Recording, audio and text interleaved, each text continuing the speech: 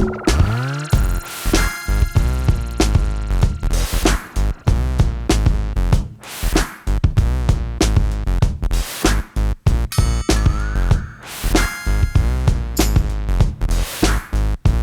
freaks. Tuesday morning, strength session before work. Got in 357 grams of protein per workout. Very important stuff. So the other day I was going through my drawers because I realized I had all these clothes that I do not wear. Like, you guys will see if you watch these videos enough, I only have like 3 or 4 shirts that I actually even like and wear. So I was organizing and I got to my running stuff and I realized that I had like no running gear at all. So I went to the shops to see what kind of stuff they have, and I realized that everything is so fucking expensive these days. Like, whatever happened to running being like the cheapest sport out there? I know that it's not like triathlon or anything like that where you have to get like an expensive bike, but Jesus Christ, I don't want to buy a singlet for like $70. Make running free again. God, seriously.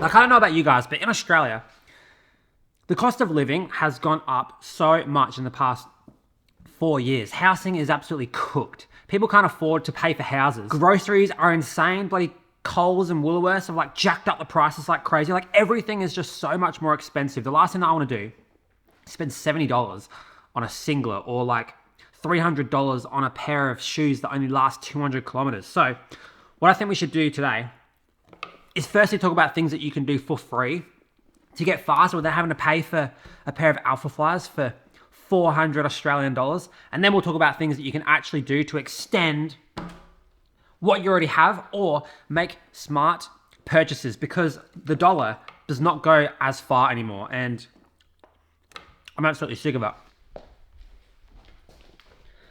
What's going on? When are you going to get a fucking job, hey? It's okay, you don't need a job. Okay, so what can you actually do for free? Well, number one, body composition, because body composition is the most important factor in determining how fast you can actually run. The thing is, body composition is actually completely free and sometimes even will save you money because you won't be spending money on absolute garbage food. If you clean up your diet, get a little bit lighter, you're going to get faster instantly, probably way more than if you were to wear an Alpha Fly. Say, for example, you wear an Alpha Fly for a marathon, okay? You might save a couple of minutes at the end of your race with the same fitness, or you could get a kilo lighter or 2 kilos lighter, and that might actually save you up to like 5 to 10 minutes. So that's free speed right there without having to buy into marketing hype. Okay, the next thing that you can do is add in more sleep. Sleep is not only going to help you to recover and be better as a runner, it's also going to make you feel better, and it's completely free, and sleeping feels good. Doesn't it, Kat? Huh? You sleep all day and you're fully recovered. Okay, the next thing that's going to make you way faster than Alpha Flies is making sure that your iron and your blood values are actually at a point where you can absorb training. If your iron is too low, you're limiting how much oxygen and red blood cell production resulting in oxygen delivery can go from your lungs to your muscles. So if you're capped by that because you haven't actually checked if your blood is actually peak performance, then what's the point in getting peak performance shoes? Makes no sense. If you have good blood values, you're going to make up that Alpha Fly time for free, except maybe in your country, blood tests aren't free, but iron's very, very, very inexpensive. Okay, the next thing that you can actually do is just be patient over time. If you just keep stacking on training blocks on top of each other, you're going to continue getting faster, and you're probably going to get faster in one training block than using Alpha Flies in the previous. It's pretty awesome how compounding effects of training over time actually just make you so much faster and so much more resilient. So you could just be patient, but the thing is, if you want to actually buy stuff like this, go for it. It doesn't really matter at the end of the day. If you're in a position where you can buy things like this and get those instant benefits, then bloody go for it. But for everyone else, today I'm going to take you through exactly how to skimp on the cash at every possible situation for runners, okay? I'm gonna go to work. See you later.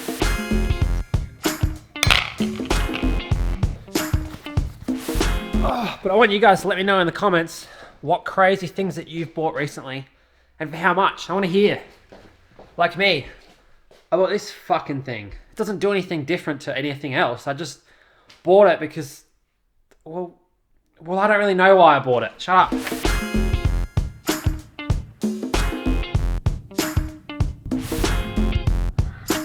Now, even though that I kind of was a little bit wasteful with my money buying this, I'm not letting my old one go to waste, and someone else is going to get this for free, and they live in Sweden. So I'm going to have to go bloody post it, and they're also getting a sticker too.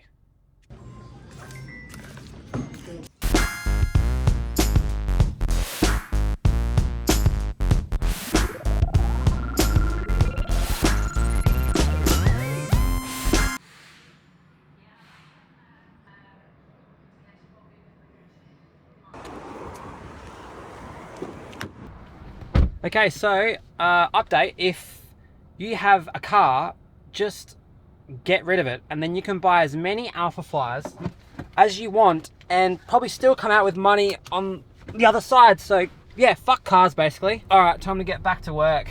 God.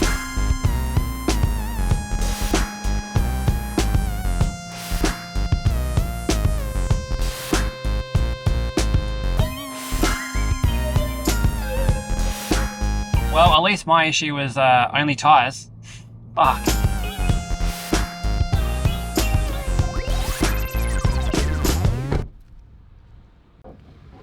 Alright legends, now that I've wasted all my money today, I'm going to help you to not waste your money by skimping in every way you can possible. And the biggest purchases that people actually make for running is shoes. So how can you save money on shoes? Well, firstly, go to the discount retail stores. You can find them everywhere, and you can pretty much get last year's really good shoes for like basically a throwaway price, probably half price.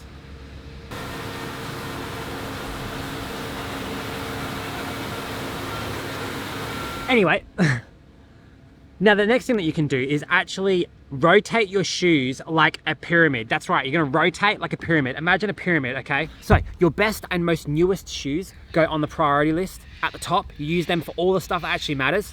You use your thrashed, previously best shoes for easy runs, and then everything else, you just fill in the gaps with complete garbage shoes.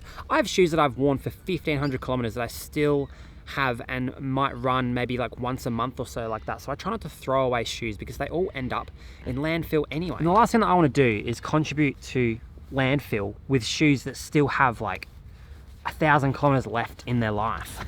Oh.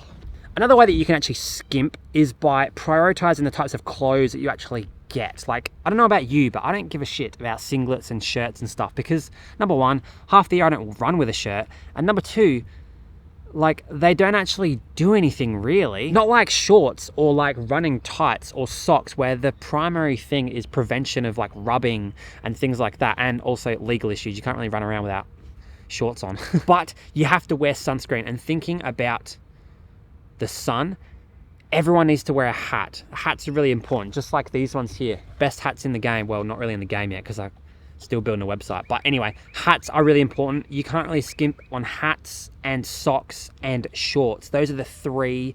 And then everything after that, just don't even worry about it.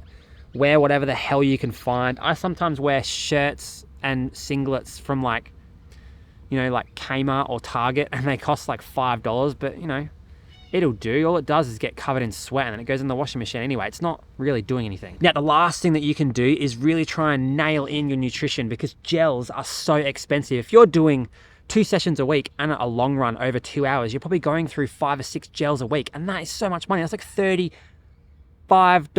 which is nuts. What you can do is get a drink bottle, get some sugar from the shop that costs like literally $2 for a kilo, put that in a bottle with water, and maybe add a little bit of cordial or like Powerade in there, get some electrolytes, and you're done. Like, you don't have to buy gels unless you're in a specific training phase where you're getting ready for a race, and then maybe use some gels for maybe 6 to 8 weeks.